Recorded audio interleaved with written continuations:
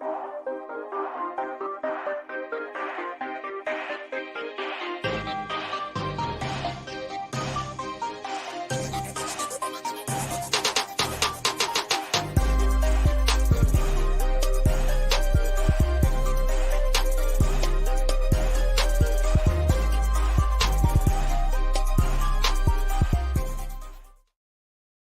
is dropped on a Wall Pass Wednesday here at Soccer Down Here. John here, you there.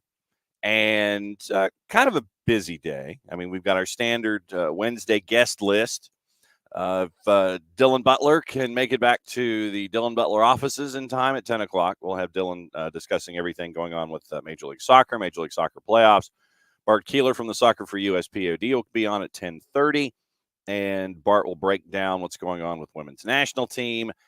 And a sentiment article from Soccer America about reffing youth games. And I wanted to see if he's going to have a chance to scrub it. Otherwise, we can just talk it through and workshop it. So reffing down here and the youth game and everything else that Bart will be talking about coming up at 10:30. Once again, we got playoffs tonight, Thunderdome in Major League Soccer tonight. It is the two games, both 8 and 9s, and there is no interruption and overlap of service. It is one and then the other. So we don't have to worry about watching one, not watching the other. And one of them involves our friends at Charlotte FC. We had Will Pelagic on earlier in the week to break everything down from his perspective back on Monday. You can catch that interview back on the network. And it is Charlotte and Thunderdome. So we will see Charlotte and Red Bulls. Red Bulls, they think the ball has cooties. So we'll see what happens. Yeah, and we'll get into that too, Bam, as we are evolving into the morning. Corriere dello Sport had some stuff that they were discussing involving Sandro Tonali. And so we'll see what happens with Tonali, But there have been suspensions that have been cut in half. And there have been other things that have you sit there and you go, no about that. So we'll see what happens with Tonali. And so we'll get into that coming up in just a little bit. Your traffic for today is we've got all the stuff here for the show this morning. And later this afternoon, we'll catch up with Ian Cameron, the head coach of South Georgia Tormenta, for a 1v1. That'll be up on the network later this afternoon. Today, what I'm requesting from all of you. Yesterday, we got into the postseason awards, so we'll continue that. So I need to know your best 11 for the Major League Soccer season that has just passed. I need to know your MVP. I need to know your newcomer. I need to know your best goalkeeper. I need to know your best defender, all of those awards. But since it's a Wall Pass Wednesday, I figured what I would also do is throw in Morning Will. I would also throw in this idea. Make up an award. In true Wall Pass Wednesday fashion, make up an award for this season in Major League Soccer that traditionally doesn't get shown. Yes, absolutely. And we're all waiting. Will is giving us the heads up about the Arizona Diamondbacks as we all wait for the impending retirement of Chris Mad Dog Russo. Christopher Mad Dog Russo is going to be retiring allegedly on the spot. So we'll see what happens there with that. So make up an award. Make up a postseason award. Make up an award that you are giving in the postseason for what we're seeing with Major League Soccer. So that is your assignment for a Wall Pass Wednesday. Obviously, if you didn't get your awards in yesterday, that's cool. That's what today is all about, because playoffs haven't started yet. You got to get in all your award nominations before the playoffs start from the regular season. MVP, best keeper, best defender, best newcomer, best young player, those, but make up an award. And remember, the bylaws yesterday were that if you are going to include a player from your favorite team, I need a parenthetical vote for another team. So, like I said, and Bam yesterday when he was filling out his sheet, he thought it was easier to put up a list that didn't have Denny Bouanga in it than it would be to have a list with Denny Bouanga in it, considering he's our resident LAFCer. So, once again, starting 11 and all of the awards, but make up an award that is not given right now in Major League Soccer and give it to a player. And like I said, you can have as much fun with it as you want. It can be a serious award. It can be, an award that means virtually nothing in the grand scheme of things.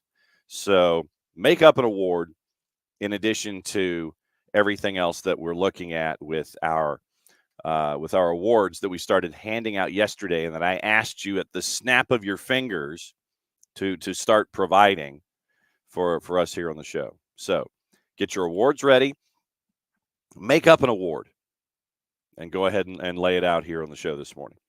We'll go over Champions League yesterday. We'll go over the 2 games tonight. And like I said, that'll be a part of our going into hopefully getting to pin Dylan Butler down, the busiest guy in the media in the Northeast, at 10 o'clock. And like I said, then Bart will join us at 10:30. Tomorrow, it is our friends from the USL show, Keeler Hodges. We know that Keeler will be joining us at 10 Eastern to discuss the chaos in the East. Morning, OG. And then we'll discuss the chaos in the East, the chalk in the West, except for one, where that's it for San Diego Loyal. And at 10:30, Nico Moreno will discuss his interview that he had with Nico Ladero and how it's the end of the line for him after this season in Seattle. So we'll get into that discussion as well. We'll try and see if we can pin down Jessica Charman after the 8-9 Thunderdome match in the East. We'll see if we can pin her down tomorrow as she is working her way back this way from Charlotte after the match tonight. Catch it on 11:10 a.m., 99.3 a.m., and however you would check your local audio involving Charlotte FC. And then, let's see, NWSL show, that'll be up on Friday. Prem and Proper will be up on Friday. Friday. Speaking of Friday. 9 o'clock is normal. 9:30 is our normal interview with our friends from Beyond Goals. Neil Rule, the play-by-play voice of Detroit City, will be joining us at 10 o'clock to break down his perspective on what in the wide world of sports happened at Highmark, where the 8 knocks off the 1, and he'll go through his versions of the USL Championship as well. So it'll be good to catch up with Neil and have him on the show on Friday morning. So I'm asking for your awards, and like I said, you can make up an award. Bam! The Living in the Past award goes to Carson Galaxy fans. Yes, she's not even referring to them as Los Angeles. It is Carson, the Carson Galaxy. So they oh boy, do they know that. We talked about the Vanny quotes yesterday from the Kevin Baxter article. Yeah, LAG is going to be in for it. Will lukewarm take, the team that wins Atlanta Columbus will win the Eastern Conference because of the lack of reseeding. They'll play the winner of the Purple team and Nashville, and that'll get them into the conference. That'll get them, let's see, opening round 8-4. That gets them to that gets them out of that bracket. And so we'll see what happens with Cincinnati. I know a lot of folks are not thinking Cincinnati's going to be doing a whole lot in the postseason, but we'll see. So Will's lukewarm take, winner of Atlanta Columbus wins the Eastern Conference. Hutch, best team gear salesman Messi. Absolutely. Soccer for Good OG, Friday, the day we love. Exactly. Bam. The Didn't Move for Money award goes to Lionel Messi. See, now Bam's on a roll. Now, this is what I was hunting for here. These kinds of awards that we don't know how necessarily we're going to be able to present them. I don't know what you would get. Give them an empty money bag from a bank of your choice.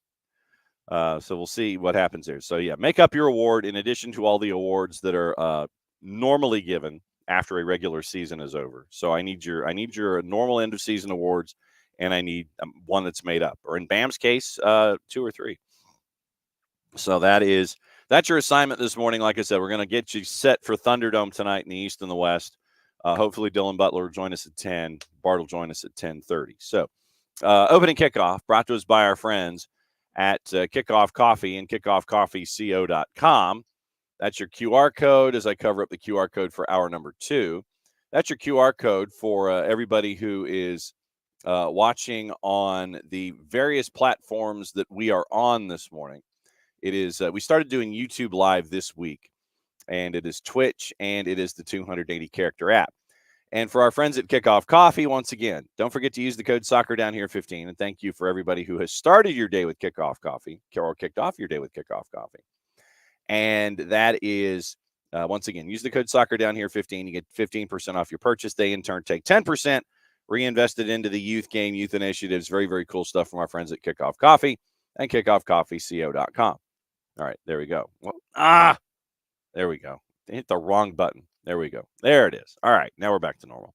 I knew there was going to be some button mashing that I was going to screw up. It appears, according to our friend Fabrizio Romano, Sandro Tonali will be banned for 10 months. Sources confirm, and this happened as we were all waking up this morning, our time. Sandro Tonali banned for 10 months. Sources confirm. Final indications waiting on a statement. Won't be able to play for 10 months. Due to the gambling addiction scandal. There will be additional months of participation in a gambling rehab plan, the same as Nicola Fagioli. And this is also being reported by our friends at TalkSport, and apparently he can still play against Borussia Dortmund this afternoon, our time, while the ban is being ratified.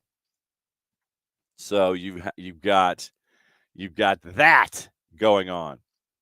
And that will make the £55 million transfer unavailable for the season. And we'll get into the legal repercussions coming up here in just a little bit. He admitted to placing bets on matches in which he played in during his time in Italy. He's going to miss the remainder of the season. And should Italy reach Euro 2024, he will miss next summer's tournament in Germany. Tonali's reps reportedly spent Monday in discussions with prosecutors who launched an investigation while he was away on international duty earlier this month. We mentioned Fagioli, Nicola Zaniolo, currently on loan at Villa from Galatasaray, are subject to a probe from the FIGC, which is basically the prosecutor's office it's the National Prosecutor's Office in Italy. Tonali's agent, Giuseppe Rizzo, had claimed the player was living with a gambling addiction, accused of placing bets on AC Milan and former club Brescia during his time with them. He's made 11 appearances to date, including a start in the 4-1 Champions League victory over PSG earlier this month. And when it comes to the lawsuit, I want to get this correct, so I'm trying to remember the source that it was attached to. And let's see, which one was it? I'm guessing it was not this one, of course. It was the other one. But we'll come back to that. More news out of the Premier League. And it's not good for folks at the bottom of the table. Sorry, Ropes. Sorry, Tom Russo. And, it'd be nice to actually, click a button and have it go where you're supposed to go. Soccer. Let's see if we can find the article about the lawsuit. And I'm trying to find it, but I can't quite find it early. So, Eddie Howe, obviously, they're going to be chasing after European trophies and things like that. So, can't find it, but it looks like our friends at Newcastle are not going to be wasting any time. There will be billable hours involving the transfer fee of Sandro Tonali, and we will see what is going on there. Not necessarily a surprise. We will, because you mentioned it, I will go ahead and go with the next matches in today, and it is at Newcastle. Newcastle is favored at a -167. Don't tell Tonali this. Newcastle favored at a -167. Draws a +338. Dortmund is a +450 on the road at St. Mary's. So that is your that is your look at Newcastle and what they're up to next. So that is your Newcastle-ness, and let me see if I can find. I want to find Tonali, not Tonial. See, this is what happens when you're trying to type quickly, and you always end up flipping letters. Available for Newcastle amid the betting probe. And discussions with authorities. Without cooperation, he could have faced a 3-year suspension, but he is allegedly cooperating, so it's now down to 10 months. And with the outcome edging closer, obviously he's getting a lot of love from Eddie Howe and his teammates. So we will see what is going on here. But yeah, there's going to be billable hours that are going to be attached to the £55 million or $67 million signing from the from the last window. So Newcastle is still waiting to give some kind of a full statement. Remains available for selection and all that kind of stuff. But yeah, there will be billable hours because you know that if someone is going to sit there and say, we're dropping $67 million, but he's been betting and now we can't have him, you know that Newcastle is going to want some, if not all, of their money back, probably prorated from the time that he was active until the time that he was going to be suspended. So obviously we'll keep an eye on all of that with Tonali. I mentioned Champions League, and yesterday's results had a couple of teams on the plus side. Real Sociedad at a plus 238 beat Benfica at Benfica 1-0. Real Madrid, Jude Bellingham's insane. The minus 250 got a win at Braga. Braga scored late, couldn't get an equalizer, lost 2-1. Lens and PSV had a 1-1 draw. Manchester United 1-0 over FC Copenhagen. Andre Onana comes up big. And I was in a bit of a discussion with our resident Premier League ranter and Manchester United fan, Drew Dickinson, whose 3D you can hear on Prem and Proper on a weekly basis. And all I see is a bunch of vowels. Onana! And I'm going, yeah, okay, your opinion's changed in a hurry. So it's fun to see how fans sit there and just absolutely get whiplash when you have a keeper do something good at the end of a match to preserve a win. So Manchester United at a minus 345, big save from Andre Onana late, and that preserved the 1-0 win. Arsenal won on the road at Sevilla 2-1 at minus 143. Napoli won as a favorite at Union Berlin 1-0 at a plus 110. Bayern Munich over Battleship Galatasaray 3-1. You gotta give the credit though for Mauro Icardi going Panenka on the penalty kick to tie things up at 1 before Bayern put the pedal down and won at a minus 192. And then Inter over Salzburg by the final of 2-1 at a minus 385. Just to give you the rundown of what's happening today, you've got two matches at 12:45. Barcelona hosting Shakhtar at a minus 526. Shakhtar's at a plus 1361. Feyenoord is a minus 115 at home hosting Lazio at a plus 318. 6 matches at 3 o'clock. Royal Antwerp and Porto. Porto favored on the road at a plus 117. Celtic and Atletico Madrid is going to be one of the most interesting ones of the group because Atleti's favored on the road at a minus 118. We know how they like to just kind of buckle things down if you're Diego Simeone. So we'll see what happens at Celtic Park. Newcastle, we mentioned those odds. Big favorite at a minus 167. Don't know if Tonali will play yet. We'll keep posted on that. PSG and AC Milan. PSG's favored at home at a minus 141. 90-minute draws a plus 301, and AC Milan is a plus 400.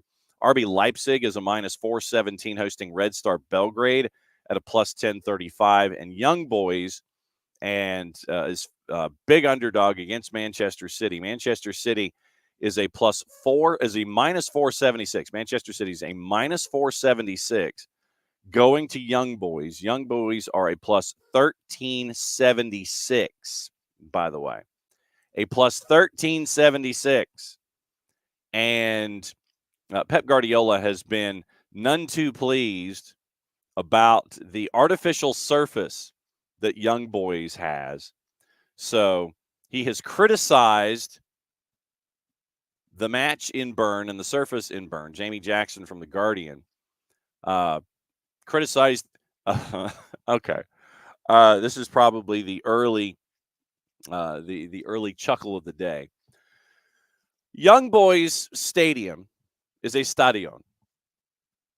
The name of the stadium, and of course this is when we all turn into 12-year-olds, is Wankdorf. Wankdorf Stadion for Young Boys. So Pep has criticized the Wankdorf Stadion's artificial surface. I feel like I should get the Beavis and Butthead giggle and run that as a drop. They're going to play it's Wednesday, and Pep says by stating it is common sense that grass is better for football. City usually train at home the day before the European away matches, but because of the synthetic pitch in Bern, they arrived on Tuesday in order to get used to the surface at Switzerland's second largest stadium. Quote, the grass is better because 99.9% of the teams who play in high level play on grass. Otherwise, UEFA and FIFA would decide to play on artificial pitch. It's common sense, I would say. It is what it is. If UEFA allows games to be played here, it's because it's in good conditions. That's one of the reasons we never train away. But this is an exception. That's why we travel in the morning to allow the players to feel the surface, how the ball runs, how to move left, right, backwards, forwards. We'll try it, and the players will know immediately. Guardiola was asked if there's markedly more of a chance of injury on a synthetic pitch. I don't know. Hopefully not for both sides, but I don't know. We're not used to it. Any team that plays here is not used to it. Suits the Swiss League, and in the Champions League, the teams that come here have to adapt. We'll not have to be the first in the situation, but we have to use it as a benefit. Jack Grealish was a key player. In the Champions League last season, Guardiola welcomed the battle the winger faces as he strives to return back to his form in 2022. So mentioned Foden, mentioned Doku, mentioned Grealish. That is the official fire being lighted under those individuals and the official thumbs up and encouragement from Pep Guardiola, mentioning those three guys on purpose. But it's not the only, Young Boys is not the only stadium that is on a turf surface. The other one that sticks in my head is Astana out in Azerbaijan. And for understandable reasons, morning, Ricky, that you would need that kind of a surface. And that's why you also end up getting the 7:45 in the morning kicks for Astana when they are in whatever European competition that they're in. So we'll see. We'll see what happens there. But big favorite today when it comes to Champions League and everything that's attached to that. Thank you for those of you who are diving into the awards, the made-up awards. We always like the made-up awards as well. So Will says the Blaise Matuidi Memorial White Envelope DP Award goes to Jordi Alba. Will is brought in the black helicopters for this. No, we do not have any evidence of any kind of salary cap shenanigans after you got busted for salary cap shenanigans, but Will is sticking to this, and I admire that. Bam, I have not seen A Cup Above the Rest on Apple TV. Thoughts to those of you who have. Soccer for Good OG, the We've Got Money to Burn Award goes to Toronto FC with the runner-up being LAG. Bam's Don't Care But Do Care Award, Leagues Cup. It might even be the Do Care But Don't Care. Hutch says the influx of unlimited dollars from such notables as the Saudis is a good thing for EPL and soccer in general, and he's raising his eyebrows on that one. Yes, happy new playoff format day for those of you who for those of you who are celebrating. For those of you who are not in the playoffs, our apologies. Ricky, the How Are You Still Doing This award goes to Red Bulls for somehow making the playoffs again. Well, you know, they snuck in at the end. But yeah, for those of you that didn't submit all of your normal awards yesterday, submit your normal awards. MVP, best defender, best keeper, best young player, all of those awards, and then make up an award.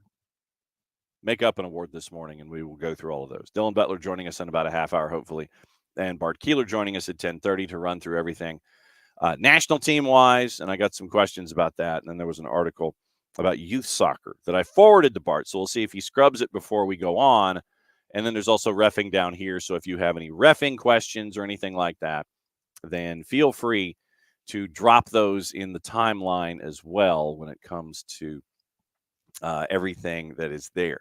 We were on a roll involving the Premier League, and when 3 writers come up with an article attached to a Premier League club, it is not really good news. When you get 3 dudes parsing through the information. 13. So 8 o'clock this morning, 90 minutes ago. Timeline from the Telegraph. Percy, Morgan, and Wallace.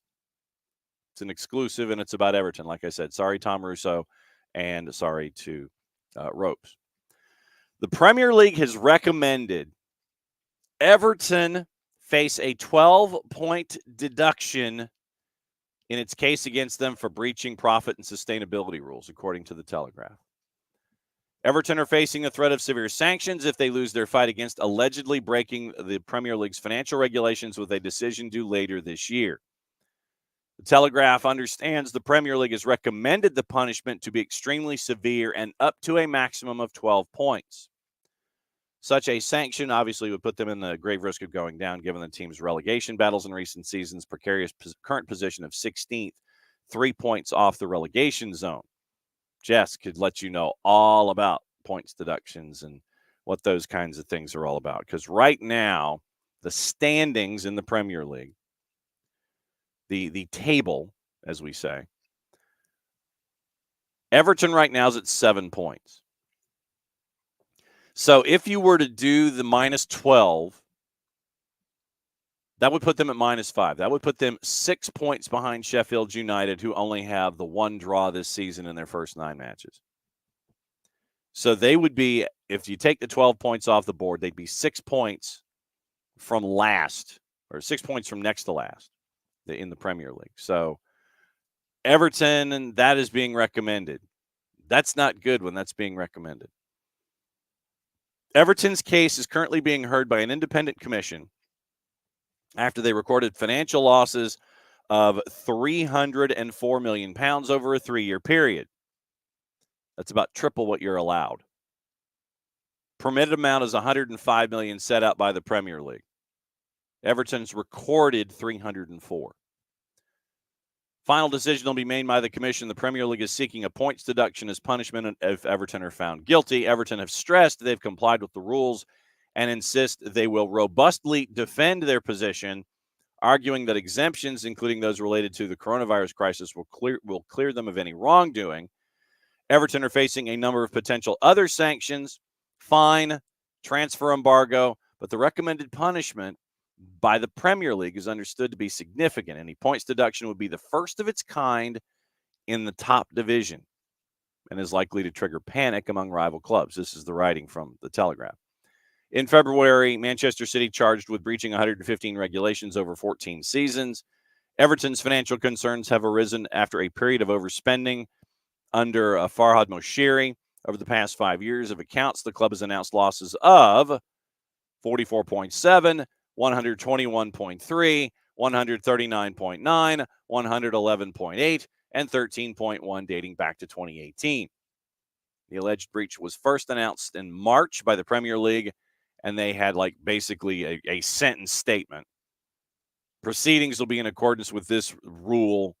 Be confident and heard in private. Sorry, 2 sentences. And remember, Everton are also locked in takeover talks with Miami-based 777 after Moshiri's agreed to sell his 94% stake. And they also currently could owe, if the sale doesn't go through, another $20 million to 777, who floated them the money to make paychecks without the sale having gone through. Last week, 777 issued a statement insisting the deal had not run into problems. The only thing missing is Kevin Bacon on the sidewalk. Stay calm, all is well. After the New York Times reported they were yet to provide the Financial Conduct Authority with the audited financial statements necessary. Takeover is currently being ratified by the Premier League, the FA, and the Financial Conduct Authority. May not be completed until early next year, though any punishment from the case could result in further delays. You've got West Ham on Sunday. So That is where Everton is, and that literally came out this morning before the show started. So when you have three writers on a story, that's bad news. 3 writers on a story. And that's where Everton might be right now. Morning, Alex. Tom says if this happens, he's done with the Premier League. It would just show the sham that it is. Financial Conduct Authority. Sounds ominous. Yeah, it does. Yeah. I think that we probably need to read it Financial Conduct Authority, something like that. So, yeah, you got that to look forward to. But that is not the kind of news that you're looking for when it comes to trying to stay afloat, shall we say. That's just not good. Yeah. Ricky says, I haven't said this in a long time from the Twitch pitch, but hashtag sorry, Alex. OG wishing crossover hellos and good morning, Stabby and Alex. And now Tom about his beloved Everton, but a team like City. See, I figured you would spell it with the EH. But a team like City can get away with anything because the league knows that they have the money and the lawyers just to keep things tied up in court forever, so they don't bother. They just go after the little guys. Well, and I mean, Tom, that Manchester City is going to tie this up in the courts. They're going to.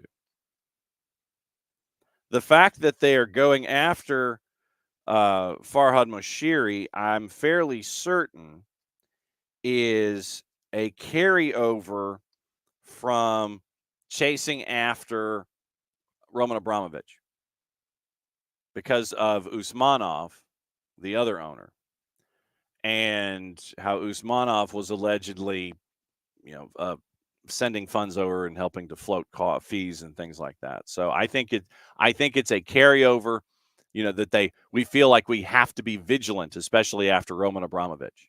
So with the Moshiri Usmanov tag team that was owning Everton, I think they feel like they've got to chase after it. And so then, and this is also when you have those numbers of negative, frankly, I'm of the import of, you want to do that. If you can handle that kind of a negative, I would be really bad at the Financial Conduct Authority. But you want to handle that kind of a negative, you think you can handle that, you think you can write that stuff off, then more power to you. You want to write off those kinds of negatives, great. It might be, and this is where the poli-sci major in me comes in, it might be Velbon's theory of conspicuous consumption, which basically means you spend what you make, especially if there's ill-gotten gains involved. So that way you have no there's no suitcase, there's no bank account that has anything in it. Velbon's theory of conspicuous consumption. Basically, it's attached to ill-gotten gains. You better spend what you make so there's no paper trail. But if you're going to continue to spend this way, it's on you. And there's going to be a day where you're going to have to pay the proverbial piper here. There will be a day where, and I'm leaving the Financial Conduct Authority and all that stuff out of it. I'm leaving the government elements and the Premier League elements out of it. I'm just talking about running a business. There will be a day where you will have to pay the piper here. And you would think that there would be a day where Moshiri and Usmanov, they're just like, we're done. And then you have someone else who would they be even remotely interested in wanting to buy something that is so heavily in debt where you'd have to pay the debt service and then end up pay forward? That's the larger question. So, yes, Manchester City is going to gum this up in the courts.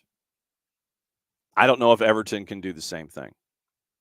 But like I said, I still feel a part of me is still attached to the notion of meaning the Premier League, they still have to figure out, okay, we got to figure out how to make sure that we appear that we are still vigilant against oligarchs. So there you go. But yeah, I think Everton is in a boatload of trouble. But yes, Tom, I think that Manchester City is going to gum it up with the legal system because they can afford it. Shooter and Rich, we are waiting for the retirement announcement of Christopher Mad Dog Russo. So we're waiting for that announcement. And so now that Rich and Shooter, who, by the way, are playing in the 4-5 in the opening round of the MLS playoffs, they're going after each other about the Phillies, and Shooter being Red Sox, Rich being Phillies losing to Arizona, all of that stuff. Baseball down here has taken over the Twitch pitch, at least with those two, and I can't wait for the 4-5 this weekend. I cannot wait for the 4-5 between those two because Monday is going to be amazing, or whenever the match is with those two. The day after the match with those two is going to be tremendous Twitch pitch. Philadelphia, New England's on Saturday, so Monday's Twitch pitch with those two is going to be absolutely tremendous, and we look forward to it. Gentlemen, I would just ask that you save some of your energy from the weekend, regardless of the result in the 4-5 for Monday, because when we talk about all the playoffs and stuff, we're going to talk about the 4-5. Save some of your thoughts for the Twitch pitch on Monday morning. My request. Like I said, we do have activity today in Thunderdome. And right now, here's your numbers. Red Bulls favored at a minus 135, 90-minute draw plus 278, and your visiting Charlotte FC are a plus 366. That's at 739. 939 pending. Sporting is a minus 127 at home. 90-minute draw is a plus 292. San Jose is a plus 316. So obviously no real surprise, but your Thunderdome home favorites are home favorites. So when we look into these matchups, you got in the early, you got a team that believes the ball has cooties and they don't want it. And they're going to try and pressure the back line of Charlotte, which seems to have found itself in short order, and they've needed to, because you remember how the entire Major League Soccer planet ran at Christian Fuchs. Finally, they seem to have figured out their back line. Here's your fun facts. 7:39 kick, by the way. The home team has not lost any of the 5 meetings between Red Bulls and Charlotte in all competitions, though both matches in 2023 ended in draws. Elias Manuel has scored 3 of his 5 MLS career goals against Charlotte. New York has made the playoffs in 14 straight seasons, extending the longest streak in MLS history, longest active streak in North American professional sports. Red Bulls have been eliminated in their first match in the last 4 postseasons, however, losing all 4 matches by 1-goal margins. Charlotte's the 6th team to make its MLS postseason debut since 2020. 4 of the previous 5 teams playing their first playoff match advanced, with the only team that failed to do so in that time being Inter Miami. They lost to Nashville in 2020. Red Bulls faced 244 shots this season, 7.2 a match. 57 fewer than any other team has faced in a 34-match MLS season. Kansas City had 301 in 2013. Red Bulls held opponents to fewer than 10 shots in 28 of their 34 matches. No other team did so more than 15 times. Charlotte has won 3 of its final 4 in the regular season to reach the playoffs after winning just 1 of their previous 15 league matches. Charlotte kept 3 clean sheets in those 4 matches after keeping 2 in their previous 15. And that goes back to the conversation that we had with Will Pelagic about Christian Kalina having to stand on his head. Did so against Inter Miami. Might have to do it again against Red Bulls. Your ref assignments. For Red Bulls in Charlotte, Ismail Elfath. It's the man in the middle. Ian McKay and Andrew Bigelow are your ARs. Izmir Pekmic is your fourth. Yunus Marakchi is your VAR. Jonathan Johnson is your AVAR. That's your early matchup. And your late matchup at 9:39, once again, permitting, game ends on normal time frames. And both of these are on season pass. They're not on the free side. Sporting has lost just one of their last 20 home matches against San Jose dating back to August of 2004, including advancing in the single-leg knockout ties in that time, winning 16, drawing 3, including the penalty shootout wins in the 2017 U.S. Open Cup semis and the first round of the 2020 MLS Cup playoffs. Sporting qualified for the playoffs despite collecting just 3 points from their first 10 matches. They were god-awful early. Didn't win a league match until May 7. And we talked about how god-awful they were. Sporting's the first team in MLS history to reach the postseason despite collecting fewer than 5 points from its first 10 matches in the season. San Jose won 3 of their 17 matches in the second half of the regular season, drawing 9, losing 5, but reached the playoffs with 6 draws in their last 8. They were 1-6-1 in their last 8. Since winning MLS Cup in 2003, San Jose's advanced just once in 6 playoff appearances, including eliminations by Kansas City in 2004 and 20. Johnny Russell's brace on decision day took him to 8 goals on the season, the 5th time in 6 MLS seasons he scored at least 8 goals, and 3rd in a row. Russell's one of 3 players, Raul Ruiz and Jossie Zardes, to score at least 8 goals in 5 of the last 6 seasons dating back to 2018. Christian Espinoza scored 5 or assisted on 7 of 12 of San Jose's last 15 regular season goals, including scoring the lone goal in the draw against Austin on decision day. 9 of San Jose's 10 wins this season came in matches in which Espinoza contributed to at least 1 goal. Alan Chapman's the man in the middle for Sporting and San Jose. Cameron Blanchard and Logan Brown are your ARs. Mark Allerton is your 4th. Armando Villarreal is your VAR. TJ Zablocki is your AVAR.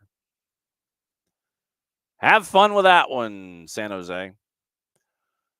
I would maintain in...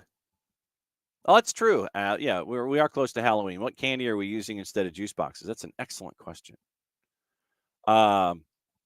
Reese's. But, it depends on the individual. But since I'm thinking about it right now, I'll say Reese's. So we'll go with the Reese's peanut butter cups. We'll do that instead of juice boxes when we get to getting closer to Halloween. Actually, we'll start that tomorrow. Let's do that tomorrow. Remind me. So we'll switch over from juice boxes to Halloween candy. Alan Chapman in the middle for Sporting and San Jose. And Armando Villarreal, the VAR. What I would ask for and write in the book for this time of year, for the postseason, I've tried the Reese's Pumpkins. As long as they don't taste like pumpkin touch, I'm cool with them. And I've got like 9 gazillion Reese's in the freezer. This time of year, I would want my VAR and my AVAR to do just that and to have a predominance of their time spent in Major League Soccer in the 2023 season as VARs. I want my best in the postseason, but I don't want the randomness of dudes just as a part of, it's like, oh, it's your turn to do VAR. I want the best of the best starting really in this round. And I'd love to know what the grading system is for all of the VAR. I know it is asking a lot of Pro Bam, and I apologize. But I want the best of the best, and that means best of the best across the board. I want my VARs to be mainly VAR dudes. I don't want the rotation anymore. This is the postseason. You're supposed to have the best of the best since you're trying to determine who is the best of the best. So Marakchi and Villarreal, let's go diving here a little bit. So Marakchi and Villarreal We do not have the assignments for the weekend yet. But when we get to that point, I want to compare and contrast, and I want to see what it looks like with the MLS assignments going forward. Is it going to be something where you're just going to continue the rotation? Hey, you did VAR. It's your turn. You do this match. Or do you actually have someone who has done a predominance of their matches as a VAR heading into the postseason? Once again, remember today, I need your awards for Major League Soccer for 2023, the standard ones. I need your MVP. I need your best keeper, best defender, best young player, best young international, those kind. Best international, best newcomer, best young player, best keeper, best defender, MVP, coach of the year. And I need you to make up an award. Need you to make up an award this morning too as a part of this. So, and like I said, we'll go through all of these, and we'll go through all of them all week long. So if you can't think of it right now, write them down, and then when you think about them, put them in the Twitch pitch. So that's your assignment for today, and we'll continue to discuss what's up with these matchups, postseason. Dylan comes in, we'll talk about him. And remember, if you're going to name one of the players attached to your favorite team to an award, I need a parenthetical individual. I need somebody else. Like if Shooter's going to name Carlos Heel to his best 11, I need somebody else attached to that position. Those kinds of things. Rich, if you're going to name some of your defenders, or if you're going to name Andre Blake as your top keeper, I need a parenthetical. So that's what we're staring at from the awards perspective. Coach of the year for Ricky is Pat Noonan. Hutch, best new old-timer, Lionel Messi. Modaflow, MVP is Messi. Probably on a bunch of different fronts, that might be true. So, coach of the year, Messi. Absolutely. I'm going to bring in my boys. Basically, that's how this will play. I'm going to bring in all my boys, and therefore I'm coach of the year. Gossip, rumor, and innuendo on what you can watch. We got that today, too. Plus all of the other news, and we'll go through the papers and all that stuff.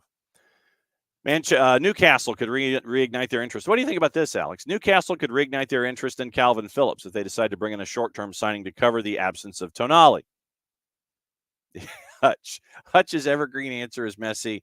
Modaflow's team of the year is Messi. You ain't kidding. Other midfielders on Newcastle's radar to replace Tonali: Manchester United Scott McTominay, Everton's Amadou Onana, Fulham's Joao Palhinha. It's from our friends at The Athletic. And we mentioned the Tonali 10-month ban, which would keep him out of the Euros if this was to continue, and this is to be locked in place. Four-letter paper is saying that Chelsea are ready to test Arsenal's resolve over Aaron Ramsdale, who lost his place to David Raya. Arsenal, Liverpool, and Tottenham interested in Athletic Bilbao winger Nico Williams. Villa tried to sign him, and they remain in the hunt. Bayern Munich's Jamal Musiala would consider a move to Manchester City or Real Madrid if he feels his goals of winning the Champions League and the Ballon d'Or are no longer realistic at Bayern. Manchester United have abandoned proposed big money deals in January for Sporting Lisbon's center back Gonçalo Inacio and Nice's defender Jean-Claire Todibo. Jadon Sancho may be allowed to leave Manchester United on a long-term loan, in quotation marks, in January. Borussia Dortmund's leading that chase. However, Sancho is unlikely to return to Dortmund, and instead it is Italian side Juve who could offer an escape route, according to Sky Sports Germany. Fulham want to sign Stuttgart forward Serhou Guirassy, who has already scored 14 times in the Bundesliga this season, including 2 hatties. Guirassy has a release clause of just over £15 million. All right. Manageable. Juve planning on a loan deal for a Spurs midfielder Pierre-Emile Højbjerg in January with the option of signing him next summer permanently. Manchester United assistant boss Mitchell van der Gaag expected to stay at the club despite the managerial vacancy at his former club Ajax. Man, what about Ajax and Lyon? Ajax, bottom of the table. Lyon, I think, is winless. looking toward relegation right now. Marco Silva has been given assurances that he will be able to spend significantly in the transfer market before signing his new contract. Villa tracking Sporting Lisbon's winger Guinea Katamo. Villa West Ham been told by Real Madrid they have to pay about 20 million euro if they want to sign attacking midfielder Brahim Diaz. Sunderland are keen to tie English winger Jack Clark down to a new deal, ward off any further interest from Burnley, who had several bids for the former Leeds United player rejected in the summer. So that is your early round of gossip, rumor, and innuendo. Ricky, if not for Gigi, for newcomer, then Berkey.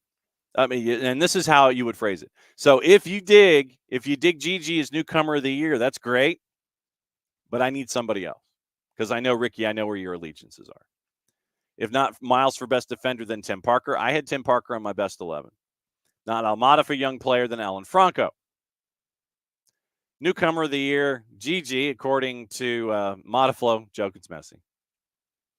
Bam, the Who Am I award goes to Matko Miljevic. Alex is alone. It's fine. Willock's finally back from injury. Midfield looking good. Tonali was a building block. We just weren't looking for bodies. Hutcho's most boneheaded ejection of the year goes to Thiago Almada. Greatest month of the year, Messi for his February. Yes. So we welcome in Jared Smith. It is day 2 of awards, Jared. And I have asked folks to submit an award for, like an award category that has not been created. So, like, you get to make up an award and you get to make up a category. So, is there an award that you would make up and a category that you would make up for an MLS player or team this year? Oh my God. Off the top of my head, no. Although I heard some of y'all's. That's pretty good. I was going to say, we've got some of the ones that the We've Got Money to Burn award going to Toronto FC. LA Galaxy would also like to have a seat at the table. I mean, they don't spend as much as Toronto. I get it, but Jesus, you could give Costa the they didn't break up with me, I broke up with them award. Because now he might go to Saudi Arabia. Will has the Blaise Matuidi Memorial White Envelope DP Award going to Jordi Alba. Best team gear salesman to Messi. Messi got a lot of awards that were made up this morning. And Bam says the Ish Hit the Fan Award goes to the Revs and Bruce Arena. I can't quite put that one down as a lower third. But yes, the Ish Hit the Fan Award to Revs and Bruce Arena. Yeah, man, like it's a longer. This is a longer play. Yes, but you could also look at New England as a that was a fun stretch for a couple of years. Get this right, or you're going right back to hell award. Yes, there you go. Ricky, the non-conference winner coach of the year, Wilfred Nancy. Fourcard has the shiny boot that he would award to the most goals with no PKs. Ricky, the You Are My MLS Cup. For what it's worth, if I got to give an award to like a non-Shield coach of the year, I'm still giving it to Benny down in Houston, because that man already got hardware. Yeah, that's true. Is that what Ben Olsen has been able to do without question? Ricky says the You Are My MLS Cup pick, but Wet the Bed award goes to Austin FC. Okay, we can legitimately have who is the most disappointing team in 2023? Yes. And Austin, man, yeah. Uh-huh. I feel like Austin takes that in spades. Mm-hmm. I don't know. And y'all might think, y'all's brains work differently than mine. Y'all might be able to think of someone off the top of your head faster than I can. There's no one I can think of. See, he was in the middle of his award and he dumped himself out. He hit a button. And whomever he was going to discuss got mad and bumped him and blocked him out. Fine. Who were you? All right, so Austin tried to knock me offline because I was talking about him. They absolutely did. Josh Wolf don't want me talking. Y'all might be able to think of another team off the top of your head, like Toronto, because they had Insigne, they had Bernadeschi coming in, but like we saw questions about Toronto. Austin was coming off of making a Western Conference final, I believe. Getting close. And like seemed like everything was going in the right direction. Kind of felt like they might be like, hey, Austin might pull like an Atlanta, but like 1 year later kind of thing. Instead of winning it in year 2, maybe winning it in year 3. Josh Wolf looked like that dude who we need to be having conversations about in the near future for bigger gigs. And from the time they lost to Violette, who did not have a stadium. No. All the way through, except for like a couple of weird stretches in the middle of the season where they were kind of like the good kind of clown fraud. Austin was just the most disappointing team this year. And so we will see what this particular gentleman has to say about all of these awards and things. It is time for, well, first off, Dylan, Sandro Tonali, 10 months. What do you think? Fair. Okay. Fair. And it looks like Everton might be facing a 12-point penalty for violations of FFP. That's a shame. Spoken like a true Newcastle guy staring at Everton. Not a shock at all. What we are doing this morning, and we started it yesterday, is we were giving away the postseason awards. Well, actually, we were giving the season awards in the postseason. We weren't giving away postseason awards. That's when the postseason is over. But the season awards, since the regular season is over, and what I was asking folks was to get out their pen and paper, give me a best 11, give me an MVP, give me a newcomer, give me a best young player, give me a best defender, best keeper. And then this morning, I've added the category of, okay, give me an award for an award that currently is not made. All right. And so in, overachiever, underachiever, basically we've gotten out the yearbook and it's time for senior superlatives. That's what we're staring at. Okay. So to give you an example, Ricky said the you were my MLS Cup pick but wet the bed award. That's awesome. Well done, Ricky. I like that. Good shout. And it also the wow, how the crap did you pull this off award, Major League Soccer and Inter Miami for signing Lionel Messi. So that's the kind of, and they could win that next year too. Yes, because another one of our viewer listeners basically gave, and I got to find it because it was well constructed. It wasn't quite the Blaise Matuidi Memorial White Envelope DP Award goes to Jordi Alba. I like that. You're very creative this morning. So yeah, these are folks that have had their caffeine. So clearly. And so, all right, let's okay. The Liar Award for team with the most misleading marketing, New Jersey Red Bulls.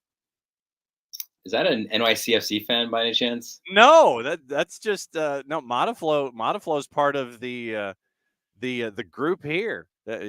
Modaflow is attached to Atlanta, but the idea of the New York, New Jersey Red Bulls who play in Harrison, which is a suburb of Newark, they're separated by. I would say just embrace it, but the Jets and the Giants play there as well. So yes, the altitude sickness award. Man, we have yelled about that for an extended period of time on this show.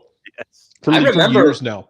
I remember when the Red Bulls took over, and there was that question because remember before they were the New York, New Jersey Metro Stars, and Red Bull were pretty blatant about it and just kind of gave a smack in the face to the Garden State by saying it is much more marketable to associate yourself with New York.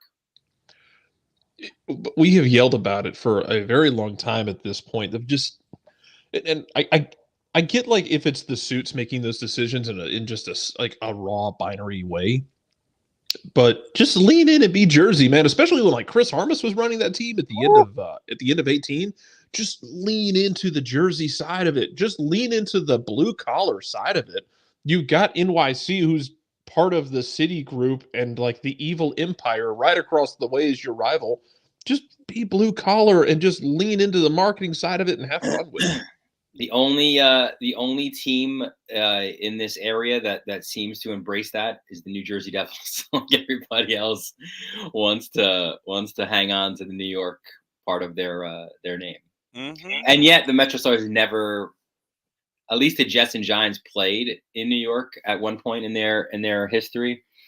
Not the case for the Metro Stars Red Bulls.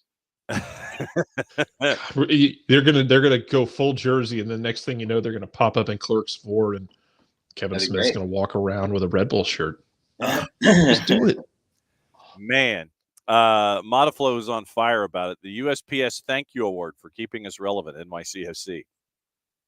I don't know. The Postal Service? How's the Postal Service keeping NYCFC relevant? I don't know. Unless that's is that a shout to their stadium? Oh no, it's the change of address deal. It's playing in all the stadium, right? Yeah. All the multiples. Okay. Bart Keeler is coming on after you. The most not actually good but somehow good team, St. Louis, all caps. I mean, St. Louis was good. They won the West. It's not like they stepped around minefields all year, man. Like John and Bart, they're going to have a big run, I guess. Oh, okay. Now, Modiflow, he says, the field the size of a postage stamp. Okay. Now, okay. Got it. Now we go. There we go. Now I understand the NYC reference. Got it. Okay. Abby, the most I've gotten away with. Philly. I'm waiting for Rich Ransom to combine on that one. Modiflow. Man, Rich might be out of commission because of the Phillies game last night. Yes, that is true. Two home games, and you lost them both. Yeah. And we're waiting for the retirement of Christopher Mad Dog Russo here, Dylan. Yeah, that's a good one, too. Still waiting for the end of the man's career, but we haven't quite heard about it yet. Are you going to have here's a challenge for you. do Mad Dog interviewing Gary Smith? Oh, wow. So, Gary, I don't know a whole lot about your sport, but, I'm supposed to talk about it because it's, 17 minutes after the hour. Well, it's how it goes. It's Nashville's playing, and we're playing Orlando. It's just different. It's just different, Chris. It's just how it goes. I don't care about different. I'm just trying to be the same and trying to get as many people as possible to talk about it. How about that? Why do you call it football? I don't know. Why do they call it football? It's just because it's what it is. It's just how it goes, man. It's football, but you want to call it soccer. But I don't want to talk about it. Doesn't give me ratings. Does nothing for me.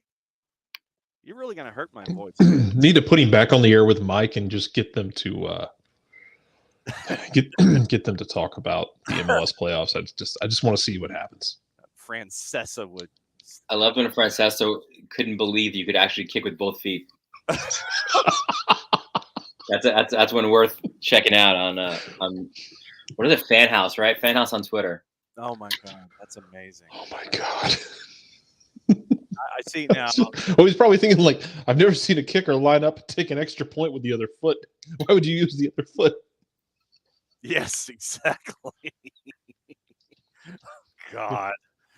Mark Messier never used the other skate to redirect a puck into the net. Why would I use the other foot? Oh my God. Abby, what about Inter Miami being Inter Fort Lauderdale? I mean, these are the kind of questions that we need to have answered here on the show, legitimately. These are the questions that people have, and that is why this show takes all of about 7 seconds to go off the rails on a daily basis. Well, no, we went off the rails yesterday because we were trying to figure out which WCW and WWE star needed to hammer the spike next, and why and how. But that was a good local topic, though. But also because like half of them lived in Atlanta at some point because it was just easier with WCW in town. But that's because wrestling is fake. That makes sense. Wrestling's fake. Yeah, we're still calling for Goldberg to do it so we can botch it. I have a good one for you guys. So I was doing yesterday was the first of a lot of high school soccer broadcasts for me. I had a double header yesterday. Have a single game Friday, doubleheaders Saturday, Sunday, Monday. Varsity Media on YouTube. Yep. So had to do all these calls, John, as you know, right, to speak to these coaches. So I spoke to one coach, and he, we're going over. I said, all right, so, formation, what do you like to play, whatever, and he goes, how familiar are you with soccer lingo? Oh no. And I just chuckled. I just laughed. I didn't give him the resume, but I was like, yeah, pretty familiar. Oh. So we're going through it, and then I give him. I get back, and I was like, all right, so like a double pivot, right? Like, so who's your first number 6? And he goes, no, there's only one number 6 on the roster. It's so and so. Like, no. I mean, your position 6. Oh no. Yep. Oh no. Oh wow. Yep. Fun times. I guess to kind of drag this back into reality for a minute, against John's will, we actually have games tonight, John. We do? Yeah. Thunderdome, baby. Two teams enter, one team leave. So Dylan, what are you looking for? 30,000-foot view in these matchups. So, I think it's going to be the case throughout the postseason. I'm looking at the East match saying, wow, this is going to be great, right? And then I'm looking at the West match saying, there's a clear favorite here, right? Like, and it's weird to say that because Sporting were below the line all year, but credit to them, they pushed forward, and San Jose was kind of stuck in neutral, it feels like, for the last 2 months of the season.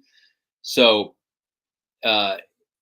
you got to say Sporting at home should be the favorite there, and I don't know if there's a favorite in the other one, really. Like, it's two different styles. They both were informed down the stretch. I think maybe the edge might have to go to Charlotte because they've got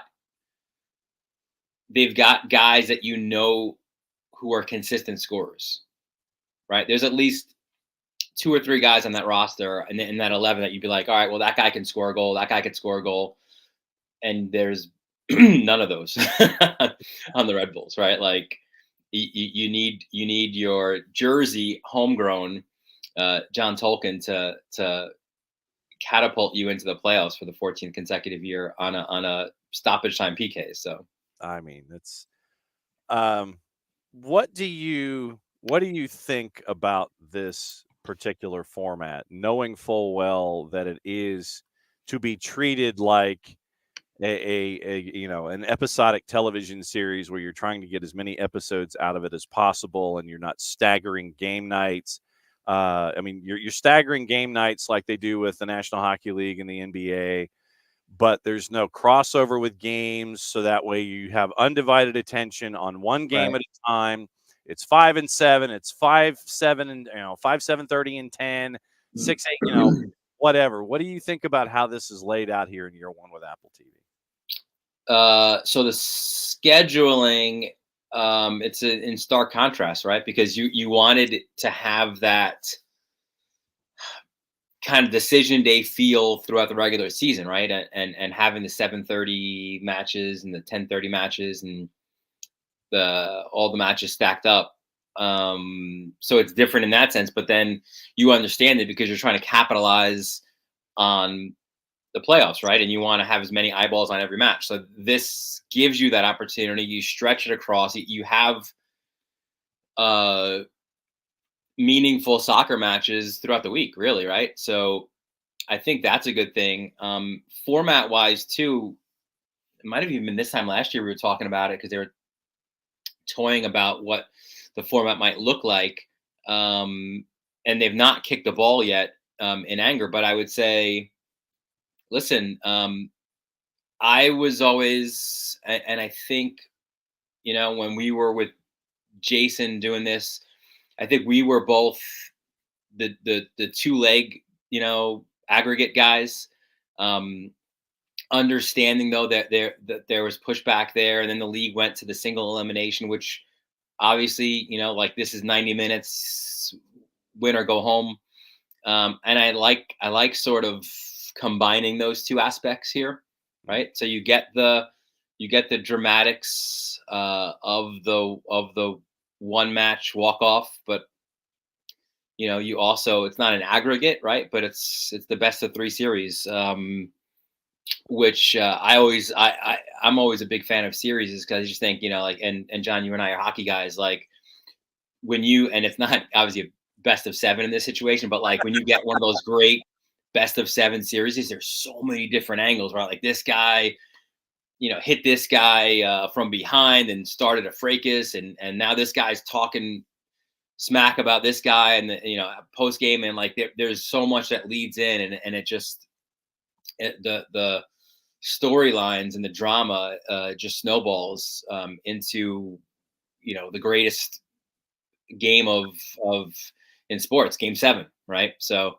I like the combination of it. Obviously there was always going to be more playoff games with the new TV deal, so I like sort of I like bringing both elements into this. All right, Jarrett, go for it. To the Western Conference side of things, because you mentioned it, and the West has been weird. I don't know who's going to come out of it, because there's really no one in the West that I trust as far as I can throw them. Even St. Louis, expansion team, that style hasn't always translated into the playoffs.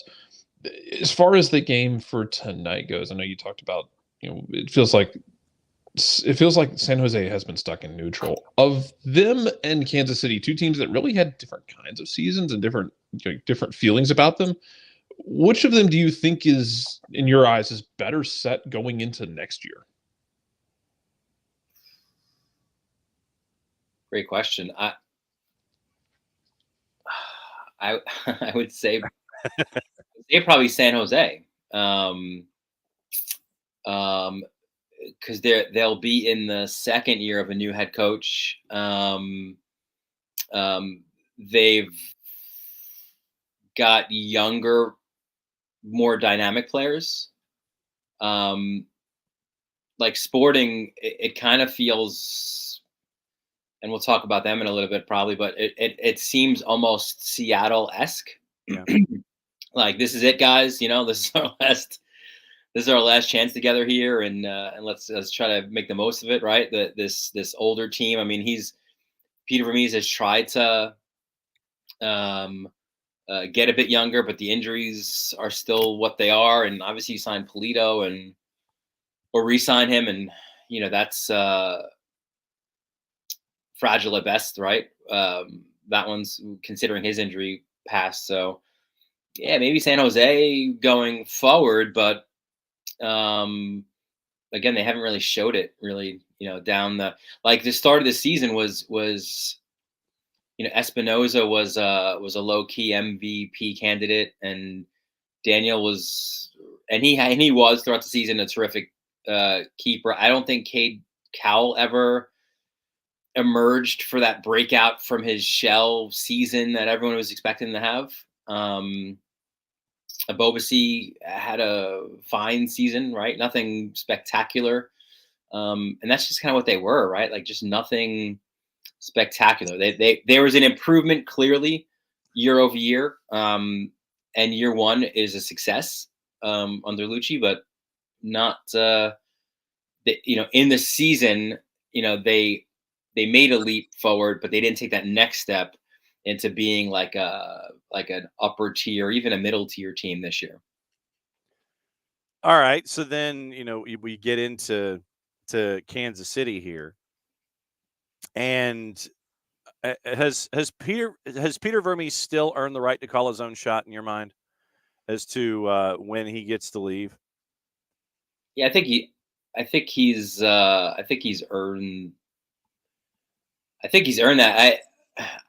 I feel like also there's not necessarily any pressure on him, because it's because he's Mr. Sporting, like there's no when you have the 2 titles and an ownership that just seems to kind of be laissez-faire, like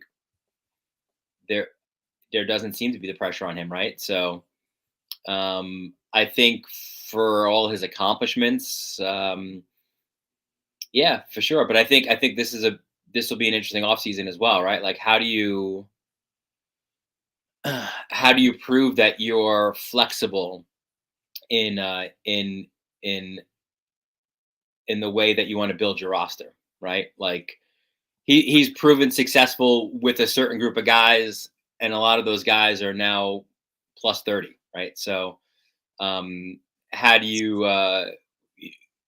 where are you getting those younger players? Do you have that ability to find those younger players? And please find them in the winter window and not in June. Yeah. When you're trying to sit there and have to reclaim something resembling a season. It seems like when his back is up against the wall, that's when the front office will sit there and they'll find those 3 guys that they need to get them back over the hump, to get them back into a conversation, to make sure that the sporting fans don't continue to have heart attacks all season long. It's just like, oh my God, we suck, and then you bring in 3 guys. Oh, we're great, we're making a rush. I mean, seriously. I mean, that's well, the way it always seems to be. It's like you get off to the slow start, you find the guys, then the offense kicks back in. Johnny Russell remembers who he is, and that you integrate with the new guys. You make the rush, you make the playoffs. I mean, that just seems like that's the way it's been the last handful of formula for sure, yeah. And you sit there and it's like, by the way, this is how we're going to do things, and just continue to give folks heart attacks. Who was the team that overachieved the most for you this year? It's got to be St. Louis, right? Okay.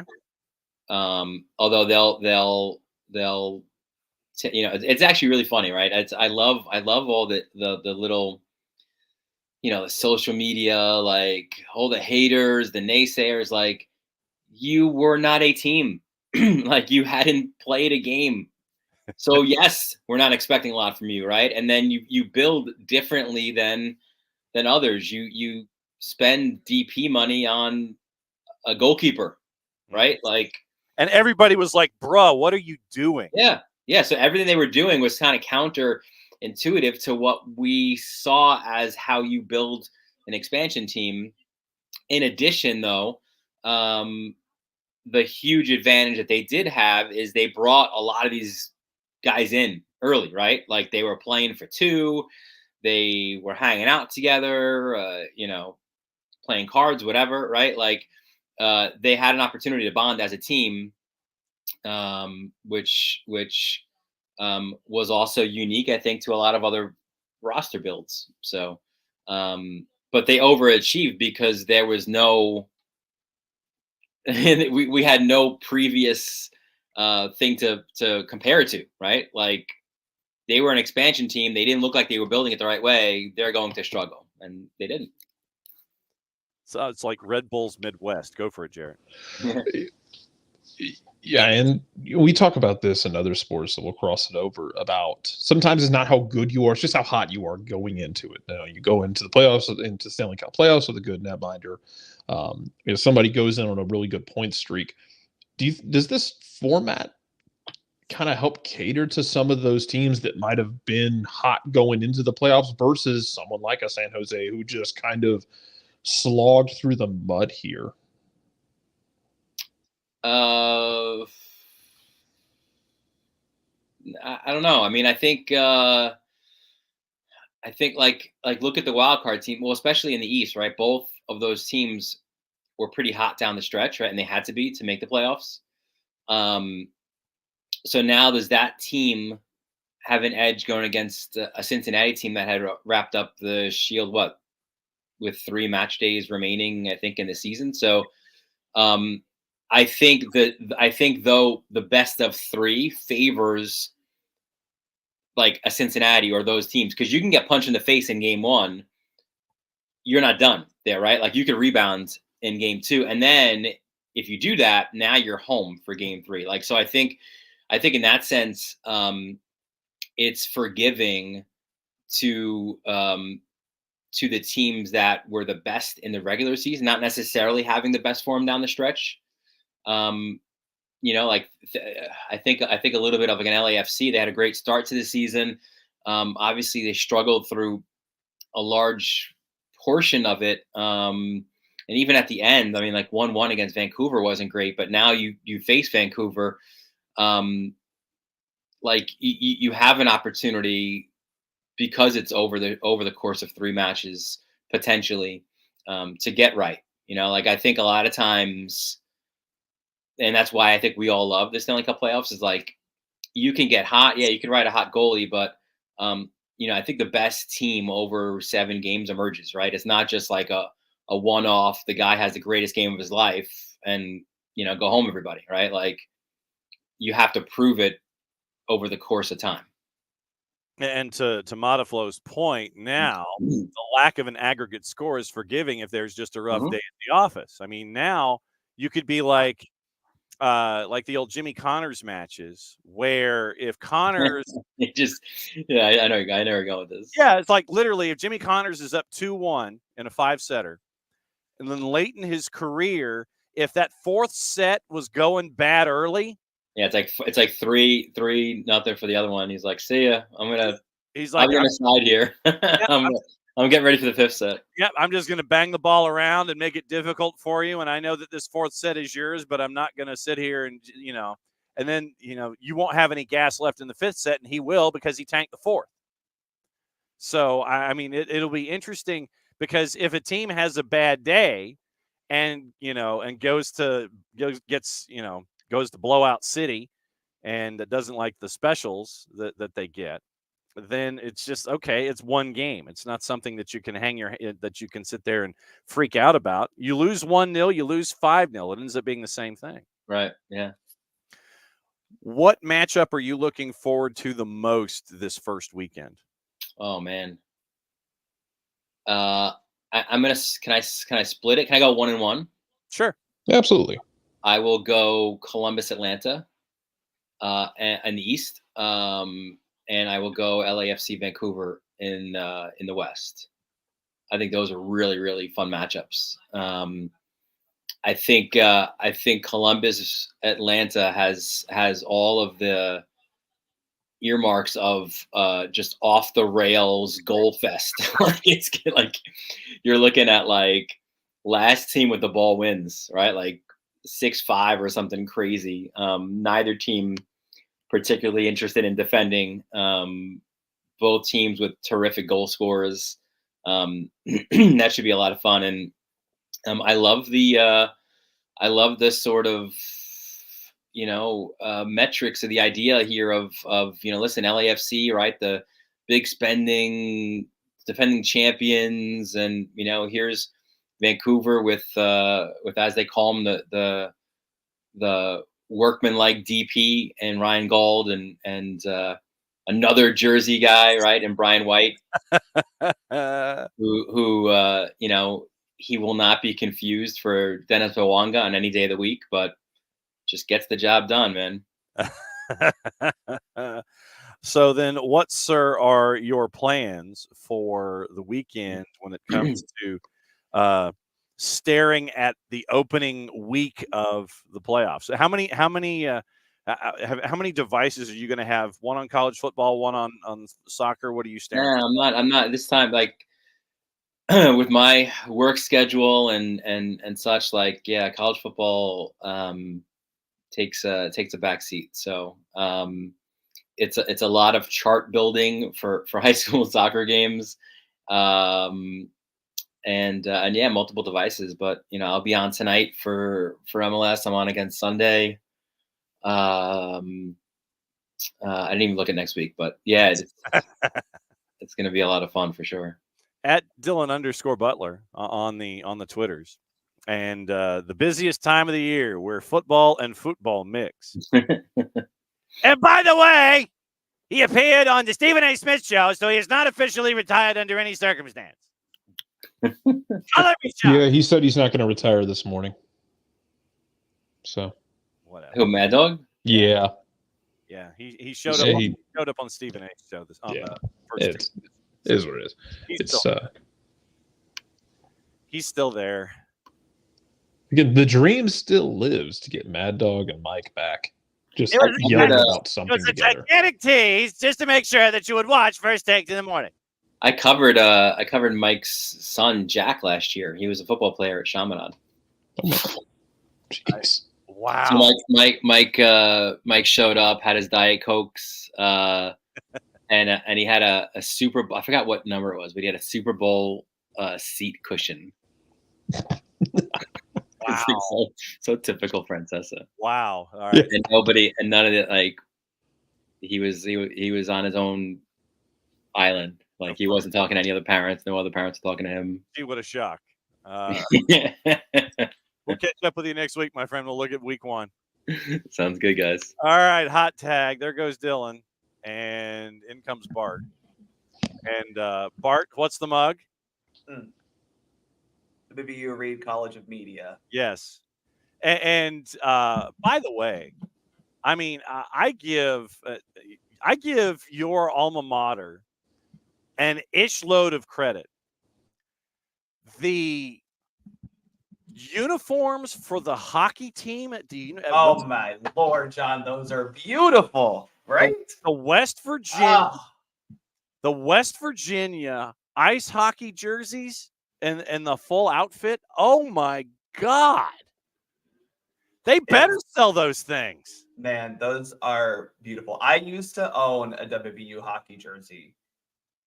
I have no clue where it went. Like, this is like, we're talking 10, 15, 20 years ago. I remember specifically owning one. And I don't know, in one of the 17 moves, I feel like since then, I've somehow I don't have a possession of it anymore. And I want these so badly. They're so good.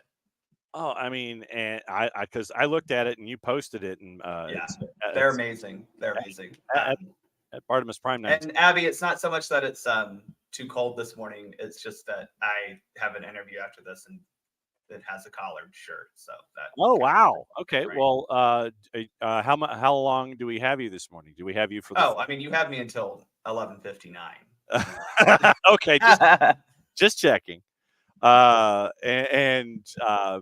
So we just wanted to make sure that it wasn't going to be like an interrupted No, 15 minutes. All right. So one of the things that I wanted to get in with you this morning happened over the weekend, and it is a letter that came out from the Reggae Girls, and it has a direct impact on competition. And here's the bits and pieces of the letter that they produced themselves. It is with great disappointment we share that the 2023 World Cup roster will not be participating in the upcoming October international window for the first ever Women's Gold Cup qualifiers. While this has been one of the hardest decisions we've had to make, we feel it is necessary to take such a drastic stance to put an end to the constant mistreatment we receive from the Jamaica Football Federation. As always, it's an honor and a privilege to represent Jamaica. It's our job to perform in the best of our ability and put all our efforts into representing our country, making our fans, loved ones at home, and diaspora proud. Due to the current circumstances with the Jamaica Football Federation has put us in, we would not be able to do our job. We've received information about our coaching staff, medical staff, and equipment staff in an untimely manner and through unprofessional communication. We've gotten confirmation of our head coach 3 days prior to our report date through social media, despite our efforts to have direct communication with the JFF. We've yet to receive full and correct payments for our historical performances at the World Cup and the numerous outstanding bonuses for qualifying in the summer of 2022.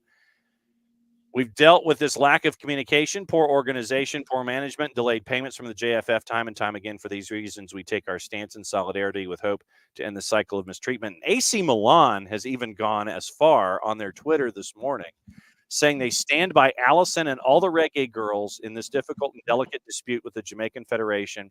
It's important to find a constructive dialogue to continue playing and let the fans dream. What in the ish is still going on here? Well, I mean, I think you just said the correct word there. Still, this is not new. This is something that the Reggae Girls specifically have dealt with for their entirety. If you remember, the reason that they were able to go to the World Cup is because of contributions from not the Jamaican Football Federation. Bob Marley's daughter being the one who basically is the benefactor of the program, plus other ways to, raise money for their travels. It hurts me personally because they're a fun team to watch, and like, so as a fan, to know that they're not going to participate in not only the Gold Cup qualifiers, but then obviously the first, the true first attempt to make the Women's Gold Cup a real thing in February sucks, because they are right now a top 3 team in this confederation. And not having them makes the competition worse. Just flat out. And so if you're CONCACAF, what kind of conversations are you having with the Jamaican Football Federation to say, yo, how are you allowing this to happen? Because they bring up a lot of great points. One, I think, their coach was mutually agreed to part ways, I think was one of those terms, right? And I think we all agree it's because he said, yo, give me a little bit more money. Look what we did in this past World Cup, not just qualifying, but then making a knockout round, not conceding a goal in the group stage. Lauren obviously rightfully said, I need a little bit more money. And they said, oh, can't quite go there. I don't know if we can do that. He was probably like, give me a couple $100 more. And they're like, that sounds like a lot of money. And so the women's team, the players are in this similar situation where they just want to receive compensation for the achievements that they've done, that they've made without even support from the federation as a whole. It sucks for them. And I hate that, they have a large group of talented women, not just who went to the World Cup, but they are doing a good job of building, competitive teams, that they can't get just even a little bit of support from this federation to make it to where they feel slightly respected. Losing your coach, not finding out who the new coach is, probably, clearly not even having a say in the process, which, is problematic. These are things that if you're a player, you just need to know that the federation sort of has your back, and they clearly don't. See, when you say sort of has your back, that's what just blows my mind about this entire Similar to Canada, though, we do need to, this isn't just Jamaica hates the women's team, which I think is a somewhat fair statement. The men's team has had this issue with the Jamaican Football Federation as well. So this is clearly an issue more of JFF being corrupt, probably, definitely not well structured, organized, and it's sad that both teams are struggling with this, but the women's team, which has actually been qualifying for World Cups, can't even get a little bit of support and respect from the federation. Jarrett, go for it. How do you feel about turning your ire to the men's national team here? Because we can do that. Oh, well, let's do it. Okay. Let's go. Josie Altidore saying the 2014 team would have beaten the team of today. So I have 2 questions. One, Josie, are you insinuating that you would be healthy? Because that in itself is the greatest of all hypotheticals. And 2, even if you started the game healthy, you'd probably come off injured in the first 20 minutes. So. That's what I do this for. This is why I put the tee in the cage and put a ball on it and hand Bart a big bat.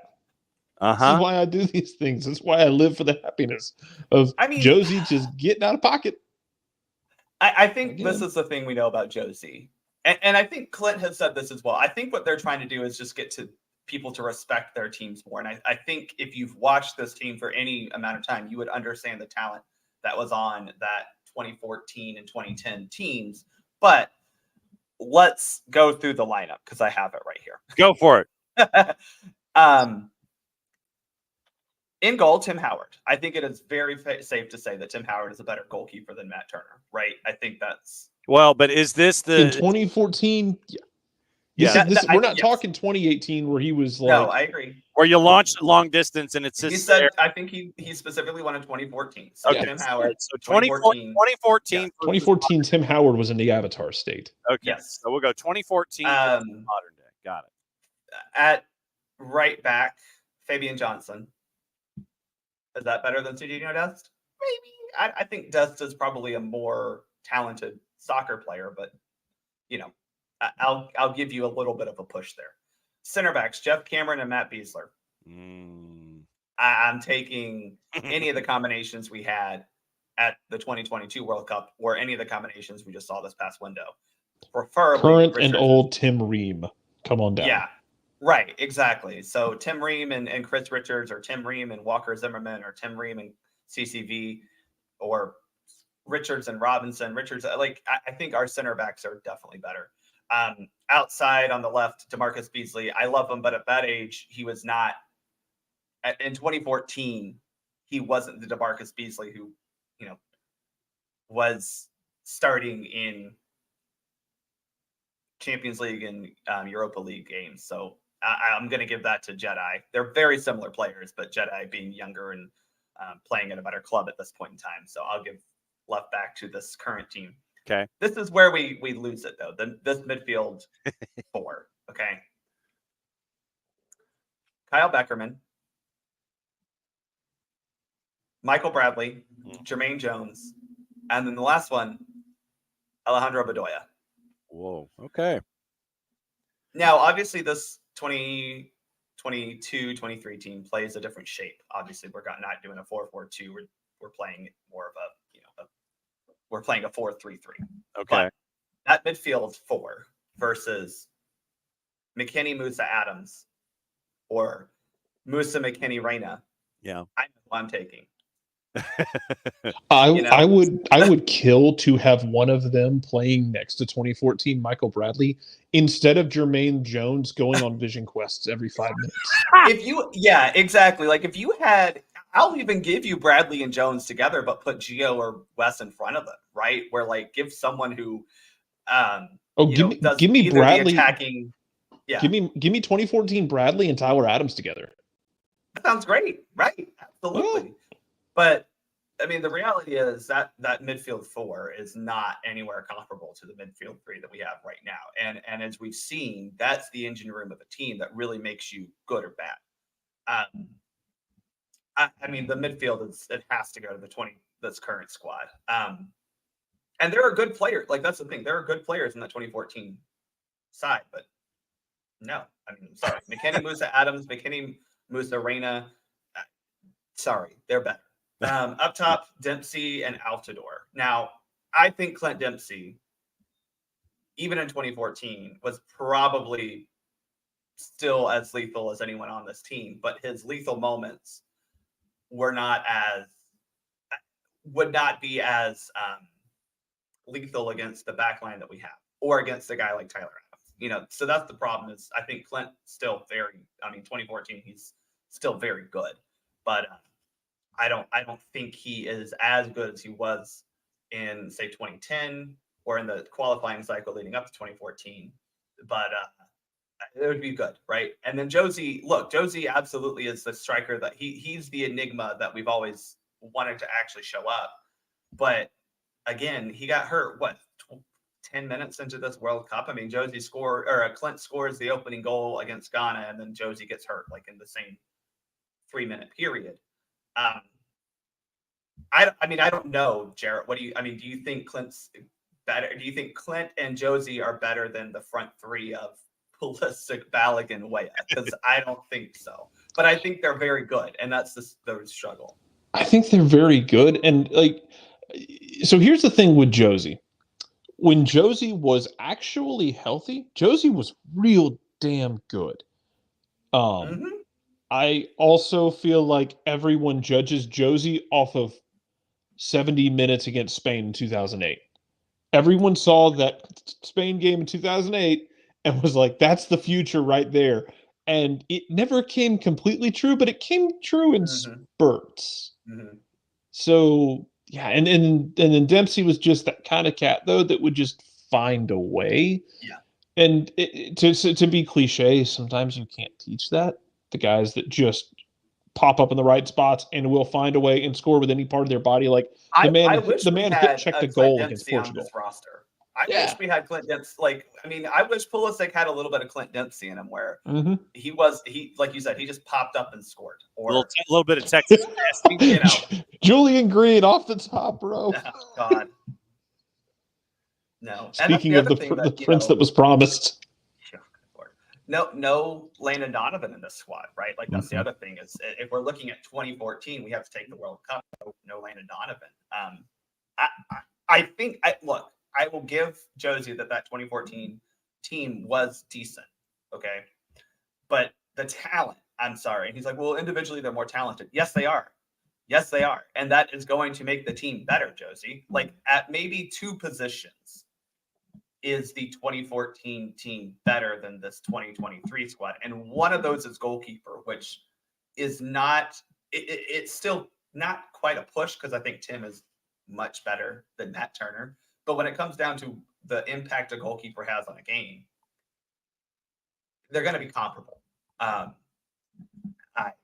Listen, I think the only thing that negates the talent of the 2023 squad to help that 2014 team is that Jurgen Klinsmann would just play bunker ball because he's not an actually good attacking progressive tactician, and he would just bunker, and that would slow down this 2023 attack because we know that the Berhalter system is not quite figured out how to break down a low bunker. But that's not because Jurgen Klinsmann's a brilliant tactician. That's because he's a coward. He doesn't like to actually push the agenda and do the things that he promised. For more on this, let's go to Jason Longshore. Man.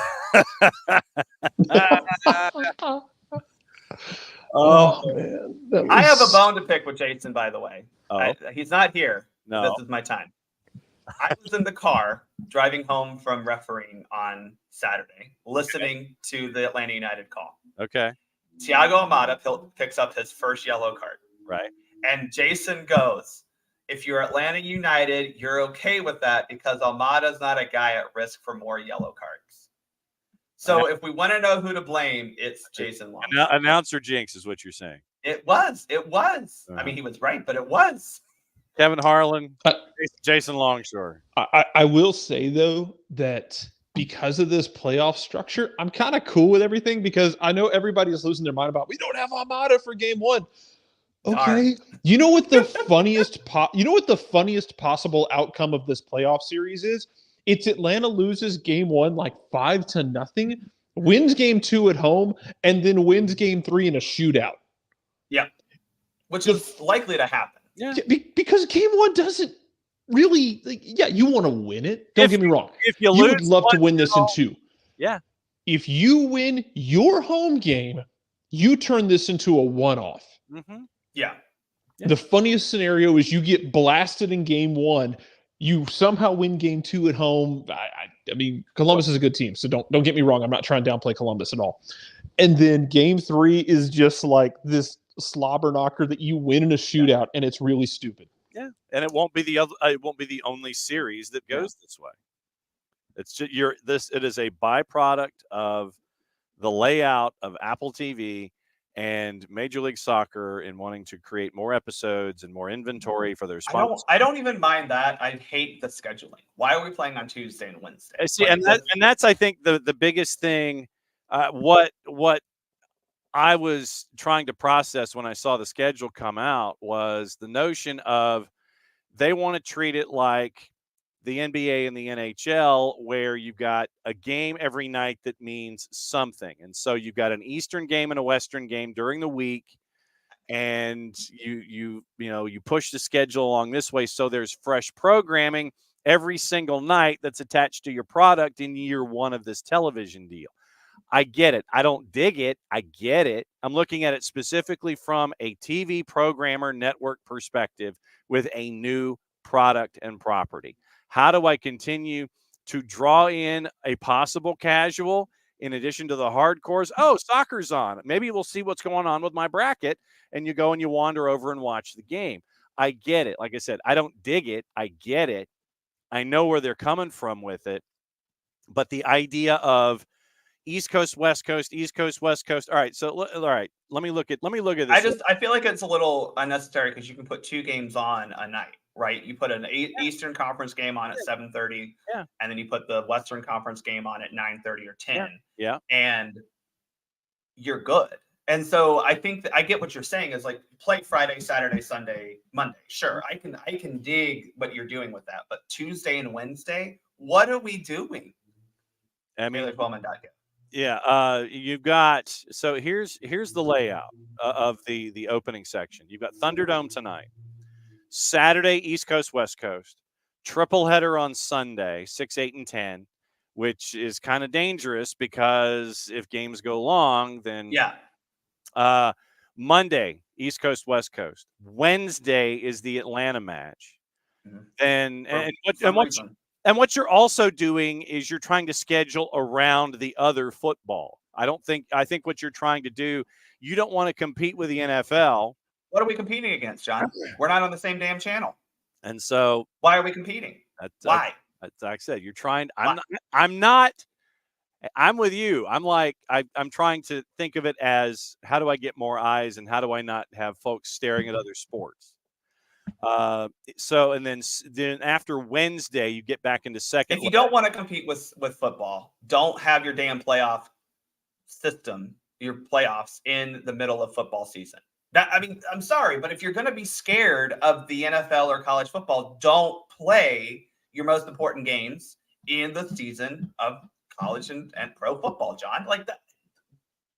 If you're that scared, don't do it. Have faith in your product. Have faith in your streaming platform. Have faith in the fans that you have curated. And you have, thanks to Apple TV, created a larger audience outside of just U.S. sports fans. I don't get being scared to this point. I do understand your point of spreading it out a little bit. I get that. If you want to have an extended weekend, love it. But the fact that you didn't even give the option for a window in on a Saturday, November 4th, like that wasn't even an option. Yeah, is insane to me because you're scared of what Georgia playing, whoever they're playing that weekend, Missouri, I don't know, Southeast Missouri, I'm not quite sure, but like if you're that scared, don't have your playoffs in these seasons. Flip your schedule. I would. Sorry. Well, I mean, what I would do is I would do I would do what Liga MX does. And Liga MX does midweek weekend. Wednesday, Saturday, Thursday, Sunday. Literally, that's how I would do it. But once again, that slows down the number of days that you have inventory on your network property. And that's, like I said, that's why I understand going this way about it. I'm okay with doing 3 weekends of like 3 extended weekends, right? So you do Friday through Monday of this upcoming weekend. You have Friday through Monday of the next weekend, Friday through Monday of the next weekend, right? So that you have 4 nights of game times, and you put 2, whatever it is. It's a lot of math for me, but you put 2 to 3 games on because you can have it. I mean, I understand we're trying to avoid football because scary, but you could have a Saturday or Sunday afternoon game to kind of give that platform, to if you need to add an extra, like maybe you play at 5, 7:30, and 10. Yeah, because there's one of the windows that's on. It's a triple header Saturday. I think it's the first Saturday triple header is 6, 8, and 10, and that's on Sunday. Yeah. So you're not competing with most of the NFL, the East Coast NFL games. You're not competing with. You might have a couple of West Coast NFL games. Your 6 o'clock game is Houston and Salt Lake, which is going to be a sneaky good series. But then you have the FS1 free TV doubleheader of Cincinnati and Thunderdome and St. Louis and Thunderdome at 8 and 10. And that's a delicate dance because, if the game's not over, then what are you going to do? That's you didn't space this out right on Sunday. You didn't. I don't think you did. Well, and again, that's to me the point of having the MLS studio crew of you can fill that 30 minutes if you plan them to be 2.5 hours in between games. So 5, 7, 30, 10. 4, 7. I'd go 4, 7, and 10 and fill your space. Even that, because you expect one to go to penalty kicks. But you have time to fill in those gaps that you can recap the highlights from before. You can talk about the next game and the games that after that. You have time. The schedule annoys me because it is a schedule made by people afraid to actually value their product right now. And And what was the other thing? Oh, Modiflow. Modiflow's got a great idea. Just show Messi getting a haircut or something. That's content. That'll kill some time. I'm right there with it. All right. So there were I some. think that would actually be a really great series. You have a guy. A lot of these teams have personal barbers, and you bring in a TV crew there and film barbers a couple of guys getting their hair cut and just talk to them while they're doing it. I think they did that with Joseph at one point a couple years ago. Yeah. So that's your series. Like, that's the whole. You do one of those a week throughout the season, throughout the whole year, and I mean, that's pretty decent content. Los Berlados de los Atléticos, so something like that. Barbers of the Stars, Barbers of the Players. Anything else in reffing down here other than announcer jinxes come across your path this week? So actually, one thing I forgot to share this with you because I wanted to talk to you about it. But a friend of mine, shout out Drew from Illinois, he was talking. He sent me a couple of links regarding a referee error, but also referee fix in a state playoff game. Okay. Goalkeeper saves a shot from outside the box. Goalkeeper saves it, kind of traps it on the ground.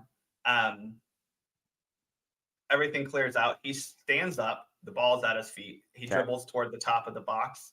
An attacking player comes to, get the ball from him. He picks it up. The referee blows his whistle for essentially a double touch. Gives the player, the goalkeeper, a red card. Okay. And gives the other team a penalty kick. So. Okay. My friend Drew sends me this. He's like, this doesn't seem right. And I'm reading it. I'm like, yeah, there's a lot of issues here. Essentially, I think the crux of this was, why was the goalkeeper penalized for basically what amounts to a violation because of the double touch, right? So the call was he had picked the ball up. He had control of the ball with his hands when he saved it. He put the ball down, dribbled it, and then picked it up again. Okay. That was what the referee called. Got it. Had to explain to him the idea of what control for a goalkeeper is now, which means one hand on or above the ball with the ball on the ground, right? So that's what we talk about with control, because we don't want attacking players to kick the goalkeeper's head off, which has happened to me once or twice. So if you wonder why I am the way I am, it's because I got kicked in the head once or twice as a goalkeeper. Okay. So the referee deemed that the goalkeeper had control of the ball when he went down to make the save, right, and collected it. And it's very similar, the goal. You dive, the ball's here, your hand's kind of like on it, but not really. You've seen Brad make this save a million times in warm-ups. And he gets up, dribbles, picks it up again. So double touch. Problem is, one, it should not have been a penalty kick. Mm-hmm. That, in the laws of the game, is a violation on the goalkeeper, which is just an indirect free kick inside the box. So chaos. Let's do that again. Secondly, that's not a red card situation.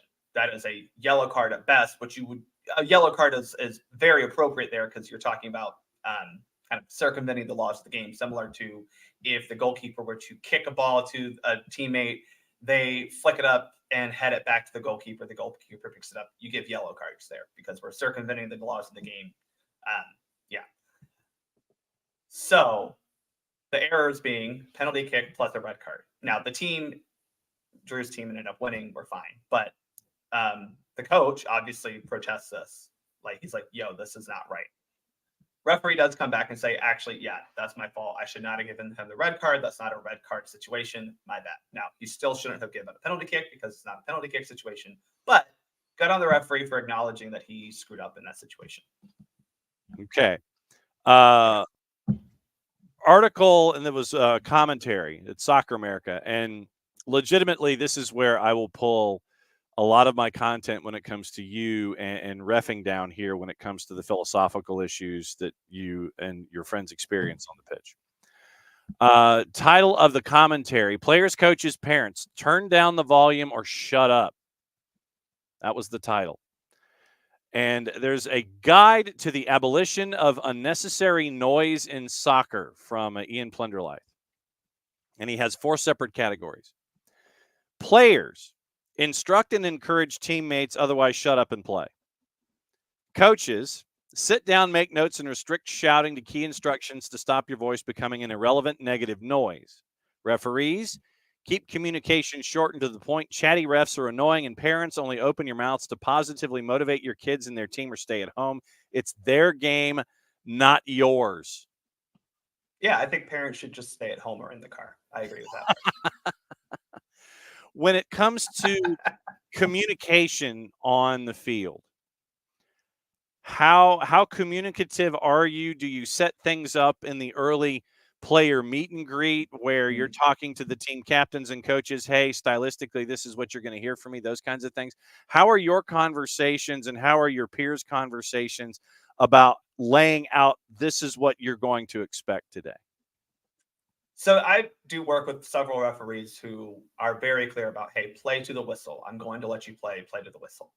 I have stopped doing that because I have other points that I want to address to manage the game. So I very much emphasize substitutions and stuff like that. Like, hey, this is how we're going to sub today. Because despite as many times as they may hear it, they still think that the substitution procedure is I go, yeah, sub, and they just run onto the field screaming someone's name. And we're not supposed to do that. It makes it more confusing, right?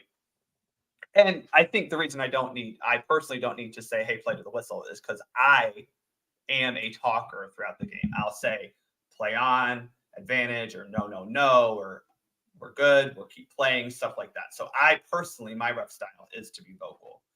Some refs don't do that.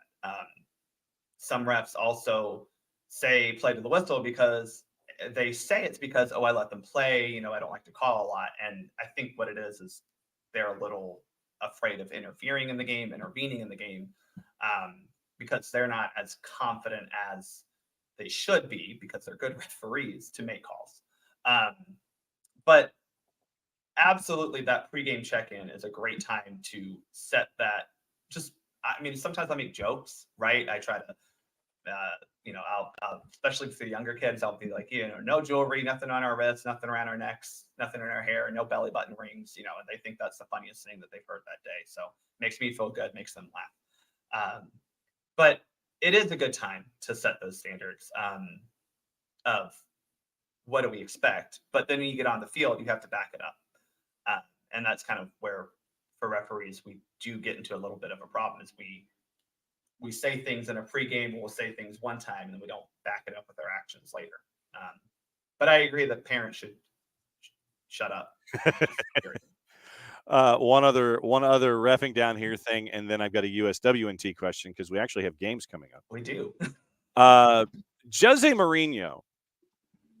Roma has been fined €10,000 by Serie A after their ball boys purposely slowed down Sunday's league game against Monza. Got a 1-0 win thanks to a winner in the 90th. Italy's sporting judge ruled that Roma's ball boys took too much time to get the ball back after the home side scored the winning goal. A league statement read, quote, Roma, by way of objective responsibility to have its own ball boys after the goal has been scored, systematically slowed down the regular restart of the game, forcing the referee to extend injury time by 2 minutes. Mourinho gets a 1-game touchline ban after he was sent off near the end of the game for mocking Monza's bench by making a crying gesture. So, well, So Mourinho gets a ban, and the team gets a fine for slow ball boy reactivity. First off, yes, Jose, that's one of those lines we just don't cross, right? However, I applaud the work of the ball boys in this match, personally. I think that is fantastic. I specifically remember in high school as when I wasn't in high school. It was we were in 8th grade and they would try to get all the, up and coming high schoolers to be ball boys, but not for these matches. And the coach would say, do not rush to give the ball to the other team. I loved it. Personally, I saw this and I was like, no, I think this is great. I understand the sporting problems with this. And I'm sure that Serie A is very right in their discipline. But I thought it was great. I think they should do this more often. Atlanta United, take note. If other teams get to come into Mercedes-Benz Stadium and waste time from minute 1 Well, then And that other teams get to come into Mercedes-Benz Stadium and stay in the locker room 27 minutes past the time that the second half is supposed to kick off. I think our ball kids can throw the ball in a little late. well, and then that's also on your peers to actually pull the trigger and sit there and go, bang. Yeah. Gentlemen, you're late or you're wasting time, and 7 seconds, this is a lot more than 7 seconds, all that kind of stuff. So you need peers who are not afraid to pull the trigger and set a precedent for those kinds of individuals. Sometimes you need a little bit of Joe Dickerson in you. Not afraid to get the yellow card. Careful now. Listen, he did fine on Saturday. Like the yellow cards to Almada were. I'm sorry, they were. Oh. The first one was a perfectly fine. Like that's a yellow card, and to Jason's point, like you're fine with that. Like, hey, we're stopping a promising attack. Let's give that yellow card. The second one was like, what are you supposed to do? Yeah, well, it was stupid. So there you go. USA Colombia Thursday, Sunday at Rio Tinto and at Snapdragon. You've got a camp that's got 11 billion people in it. Let's see, 15 and 12 is 27. Yeah, a lot of World Cuppers here, but at the same time, you have Casey Kruger, Becky Sauerbrunn, Vignola, Sam Coffey, Olivia Moultrie, Mia Fischel, Ashley Hatch, Midge Purse, Jaden Shaw as a part of this camp. Yeah, I'm appreciative of kind of expanding the camp a little bit because why not? This has kind of always been my theme. If the federation can afford it, because obviously, like every person you add is another mouth to feed, literally. I like that. Obviously, you're bringing Becky Sauerbrunn back into the fold. I think this is. I'll be honest. I'm surprised this isn't a farewell match for her, and not that I don't think she's good, but she is aging. She missed the last World Cup. 38. I think, I think it's time to start asking her when she wants that send-off match to be, because you have center backs ready to go. You've got, Naomi Garman's, she's there. She is. You still got Alana Cook, who The president of the Naomi Gurma fan club, Bart Keeler. Yeah. Well, I've been critical of Alana Cook, but I think she's been actually pretty good in NWSL since the World Cup when she didn't play.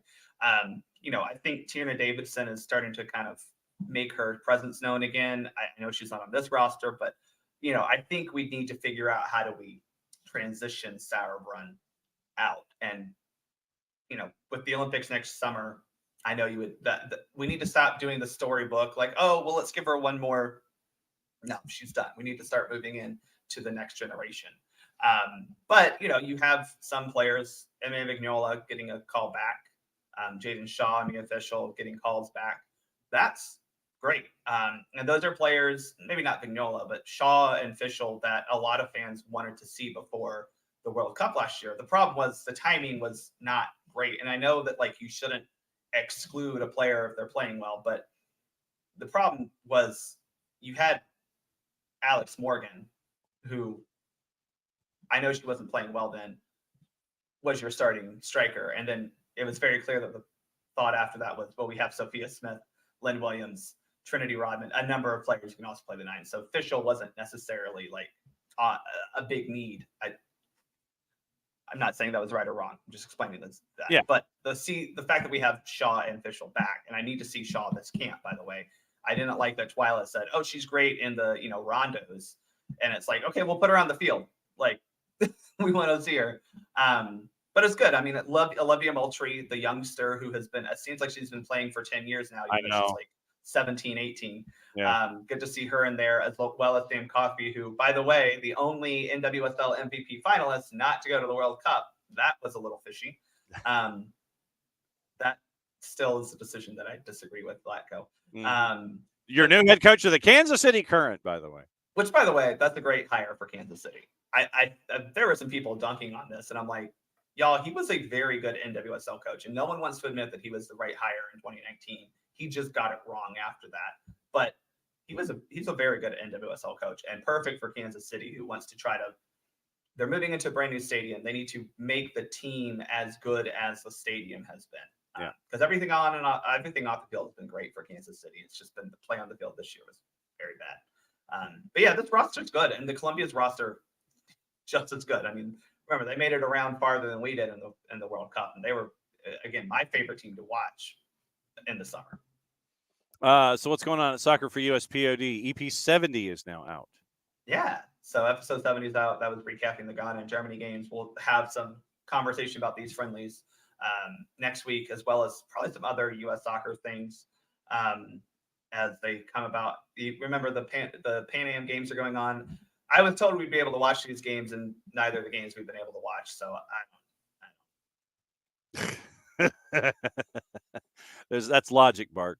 Yeah, that's Soccer for US POD at Bartimus Prime 19. Bart, as always, good luck in 50 minutes, 5-0, with the prospective interview, and we'll be back with you again next week, where we'll talk about these friendlies and other things, and another go round of reffing down here. As always, my friend, thanks for helping us through the midweek. shout out to the one of the number one teams in college soccer right now, the WVU men's soccer team. Crazy one with Marshall the other day. Oh my God, that was nuts. See, sorry, I know you said goodbye. I have to make one final point. I know people they hate the idea of college soccer for some reason, because they think that they think everything about U.S. soccer system is terrible. So college soccer is the worst of it all. College soccer, it needs to improve, but it's still a secret weapon that U.S. soccer has that we need to leverage more. Anyway, and with that, I will leave. Yep, and buy your West University WVU hockey gear. Absolutely. What to watch? That is on today. Obviously, you've got stuff with Champions League, and it is 3:00. Celtic and Atletico Madrid on CBS Sports Network. FS1 has Liga MX at 11. Juarez and Atletico San Luis. FS2 has 9:00. Monterrey and Tijuana. Fox Deportes has your 11:00 simulcast. 3 men's games on ACC Plus. Wildcard games, they're both on season pass, not on the free side, 7:30, 9:30. B1G has 2 men's soccer games at 6 and 7. ESPN Plus has Stoke and Leeds at 3:00 out of the championship. 3, 6, 9, 12 men's matches, and 3, 6, 9, 12, 15, 18, 20 women's matches. Flo has Drexel and Fairleigh Dickinson at 5. AFC Asia Champions League, that went on very early this morning. All of those results are in the barn. That included Yokohama Marinos. That is 6:00 kick, which we were not going to watch. Champions League, both matches at 12:45. The 6 matches at 3:00. Argentine Primera, they've got 5 matches, 2 at 3, 2 at 5:30, 1 at 8. River Plate and Independiente is your 8:00 match. Brazilian, the Brasileiro has a full day. It is 7 matches, triple header at 6, double header at 7, double header at 8:30. So thanks to Bart, thanks to Dylan, thanks to Jarrett, thanks to you. It's been a very busy day. We'll be back at it again tomorrow. Once again, later today, Ian Cameron, head coach of South Georgia Tormenta. We've got a 1v1 with him. That'll be on the network later on. You'll get all your pieces of the match of today's stuff on a Wall Pass Wednesday. Thank you for the awards. We'll keep doing that all week long, and do all of your best 11s and your all of the awards that we do. Keeper, defense, newcomer, young player, coach of the year, MVP, and the award that is not on the awards that you would put in there as well. Tomorrow, it's our friends from the USL show at 10:00 to talk about what happened in the East and how nuts it is. 10:30, Nico Moreno to discuss the interview that he did with Nico Ladero and what's going on in Seattle. Plus, we'll have the fallout of Thunderdome. Tomorrow, hopefully, we can have Jessica Charman join us in transit from her travel from Charlotte back to Atlanta, where she's probably calling a college match. So once again, thanks to all of you guys for hanging out with us once again. We'll be back at it again tomorrow. For everybody here, to all of you there, thanks for being a part of SDH, and thanks for helping us be another award winner in the Davies. Once again, back-to-back seasons, silver award winner for the Davy Awards here, and we have you guys to thank. So for everybody here at SDH, I'm just John. Play it safe, everybody. It's the end of the show. That means I get to do this. We'll be back at it again, 9:05 tomorrow morning.